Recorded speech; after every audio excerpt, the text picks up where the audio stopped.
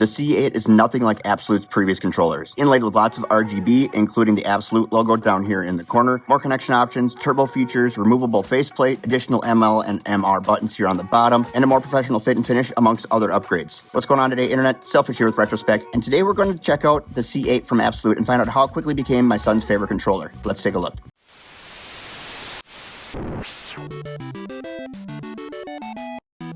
Just in case anybody's thrown off completely by this video and the audio and everything's different, I don't know what happened to my equipment, but I'm using my mobile setup right now that I use when I travel. So we're a little off today, and I do apologize. Hopefully I'll get this fixed here in the near future. This controller was provided me for a fair and honest review. No money exchanged hands. They get no opinion in it. They will not see it before you do. And you know me, I'm gonna let you know what it's all about.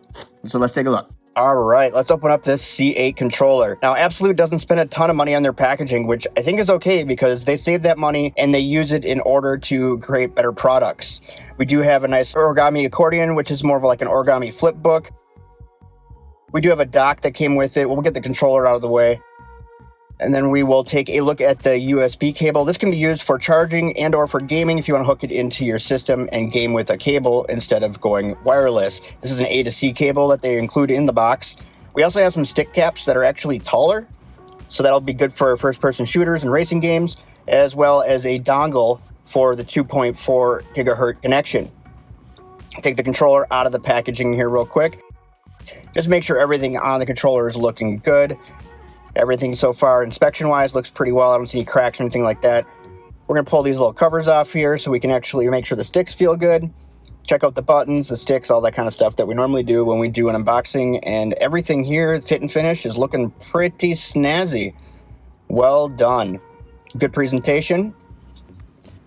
And there it is on the dock. Now that I've got it all unboxed, I think it would be kind of fun to go over some of the features that are available here on the Absolute C8. I did mention at the beginning there is a removable faceplate, and it does come off fairly easily. It's just held together with magnets. Ah, the magic of magnets. It's amazing, isn't it? So we have this removable faceplate. Now, I'm not aware of any other faceplates that they make for this device at this point in time, but they may come out with something later. I actually kind of wished it was more clear because I think it looks really cool without the faceplate on it. Also, you'll notice that this Absolute logo in here is kind of shimmied in. I kind of feel like you could almost make your own logo for this. Might be kind of something fun to do, but it looks like it's mostly just a translucent piece of paper in the middle where the actual lettering comes out. And then what that does is it allows it to actually glow in the Absolute logo and go along with the RGB of the device. There happens to be an RGB light right underneath there as well. Some of the things you're going to want to know about this controller: it does have a 1000 hertz return rate. It does work in wireless, wired, and Bluetooth. Now, if you decide you want to run it wired, they don't give you the longest USB-A to USB-C cable. It is maybe about as long as a normal phone cable is. So if you've ever had to hold your phone up to your ear, up to the wall, you might experience a little bit of that by going with the USB-C to USB-A option, but this cable does come in handy because you can use it to hook into your computer, and we'll talk about that here in just a second, because you can actually just charge this also via the cable off the USB-C here on the top. This controller does offer 4 different vibration levels. It has 6 Axis Gyro. In case you're one of those gyro gamers, I still can't figure it out. I'm going to say it in every video probably. We already talked about the RGB lighting, but it does also have programmable keys, including your M1 and M2, which are located on the bottom. We do not have those on the back here. As we go through the I/O, we will point that out. It does have Hall effect sticks and triggers. These are linear, and the joysticks are somewhat adjustable by just switching out the stick caps. Pretty easy. Take out a cap,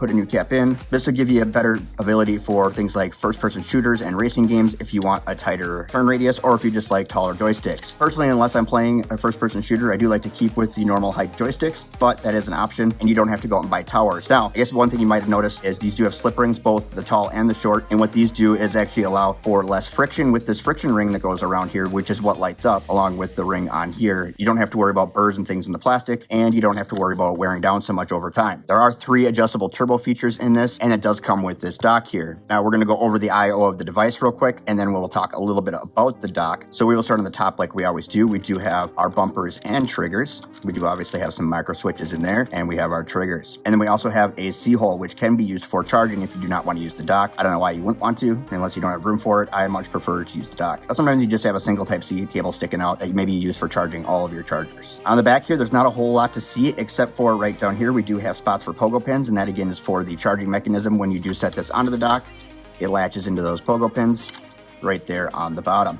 Obviously, there's going to be nothing on the left or the right, but we can move along to the front. We do have our start and select buttons, screenshot button, and turbo feature, along with a home button similar to what you'd get on an Xbox controller. We do have our D-pad. It is a little stiff, though it does wear in over time, I've noticed, and it doesn't take a lot of time. So out of the box, these are a little stiffer than maybe you'd want it to be, but a little bit of time playing with it, and it actually works pretty well. It does stick up a little ways in comparison to what they had on their C controller, which was a little bit flatter. Maybe I can show you the difference here. So here is the D-pad on the C8, and here is the D-pad on the C6 controller. So the C6 had more of a dish, but not much of a central pivot, where when we're dealing with the C8 here, we do have a better central pivot, and it does stick up a little bit higher. Different people have different preferences. I found them both to be fairly similar, and we'll talk about that as we go. As far as our face buttons here, they do have a really good rebound real quick. You might not even need the turbo feature because these things come back right away, unless you don't want to have sore thumbs, but these do pick up real good. They're pretty quiet in comparison to the C6, which are more thuddy,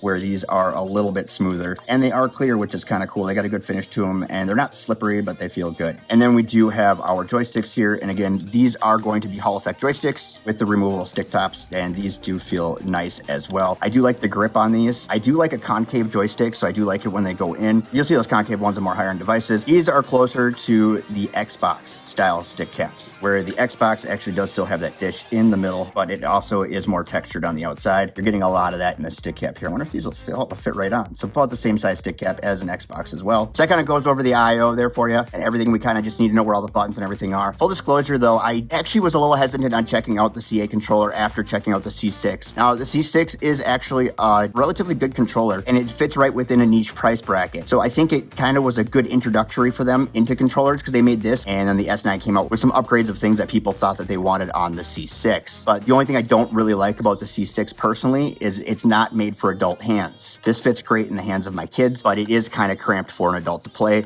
and that just has to do with the angles of the wedges on the back, which they have fixed here.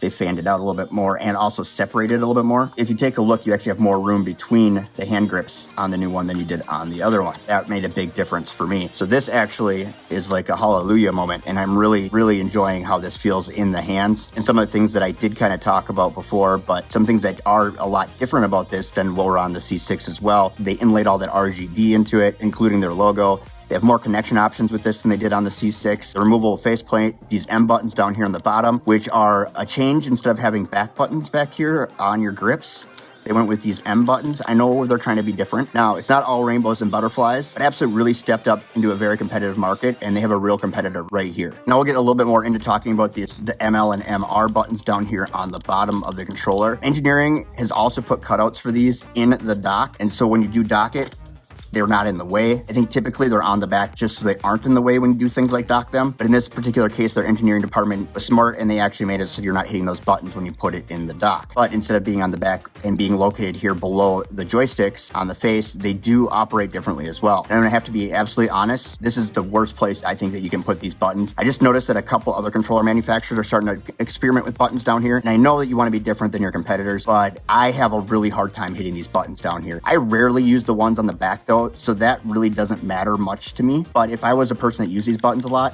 I mean, it's such a stretch. You can't fluently use them while you're playing the game. So if you're playing a game and you just want to use those buttons along the way, if you don't want to stop using your other buttons, they're in a terrible place, because you really have to stop using your controller to be able to reach these.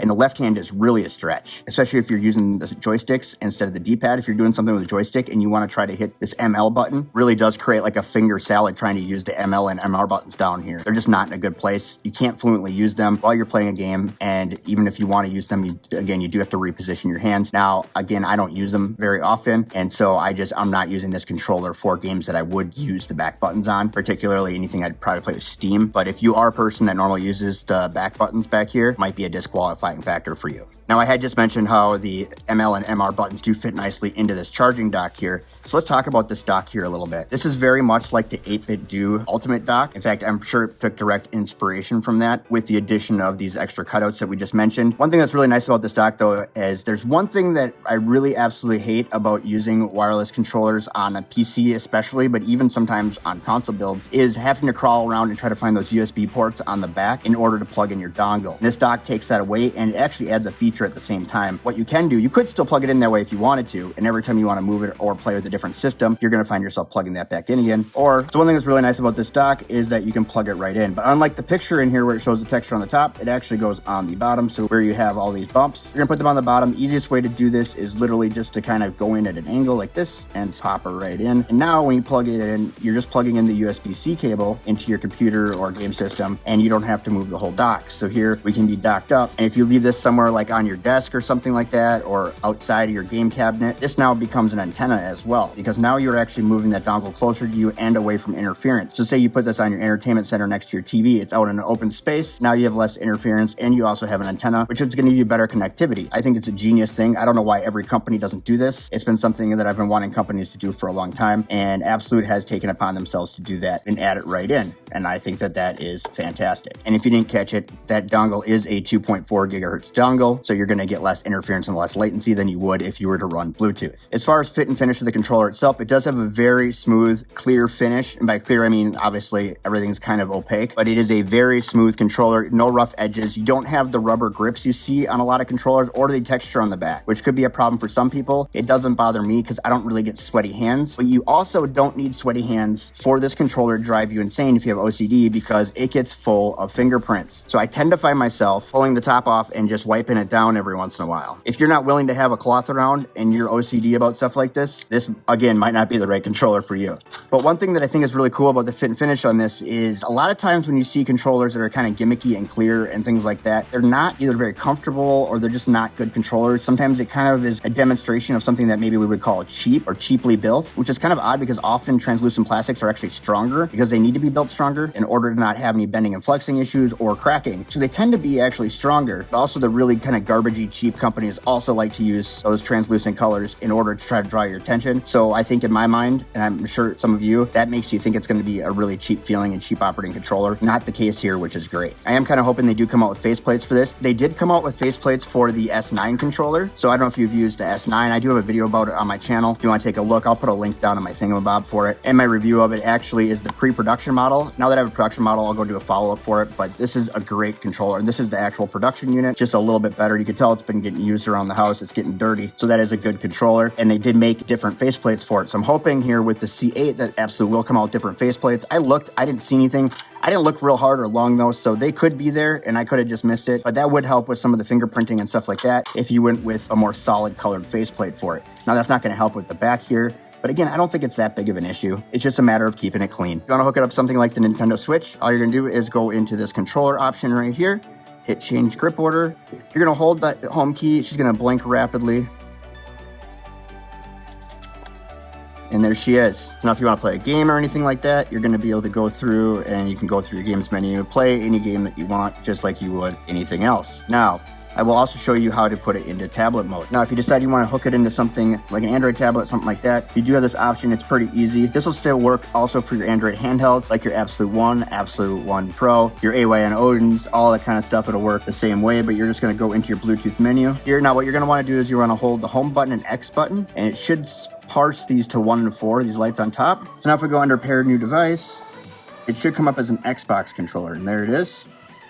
And now we'll be able to control this as an Xbox controller. So we're in X input mode and we can go in, we can play games, we can do all that fun, happy stuff right from here. There are a handful of other inputs you can do, but what I would do is recommend just keeping this book around until you get all your stuff hooked up that you want to hook up, because this actually just walks you through exactly the button combinations you need to do in order to make these other things happen, whether it be switch, X input, any of that kind of stuff. So I'd recommend keeping this around because I think it's going to be helpful for you to be able to use in any time that you need to go back and reference it. This also goes through how to set up your macros for your ML and MR buttons. Really, I could explain it to you on here, but I think if you're anything like me, I watch people do it on a video. I have no idea what they're doing. I just have to look at it myself, though we're going to leave that one up for you. But it's a pretty simple process, and it's just a quick combination of keys. Same with your turbo. Overall, I found it to be a good value here, the Abxylute C8. It offers all the turbo and macro features you'd expect from a controller like this, along with RGB that those young gamers like to see. I found accuracy to be running good wirelessly in all the systems that I tested. I found the biggest faults of the C8, and not necessarily in this order, are these M buttons buttons on the bottom. As I said before, the fact that it's a fingerprint magnet just drives me absolutely nuts with my OCD. And the C8, it's a bit slippery if you have sweaty hands, though not a problem of mine, definitely a problem sometimes with the kiddos. Everything from the face buttons to the joysticks work good, and in many cases better than competitor controllers right in this price range, so I think there's a lot to be said about that. I can find myself recommending this controller to pretty much anybody who doesn't want to spend a ton of money but wants some of those looks and features that you're going to get out of a higher end controller. You just got to keep a cleaning rig around. If you want to pick one of these up or one of the other controllers Absolute's come out with in the last year, there'll be links down in my thingamabob. Overall, I think it's a pretty solid controller, but if you have any questions about it, again, please leave those down in my comment section and I will try to answer any questions as best as I can. But that's all I got for today.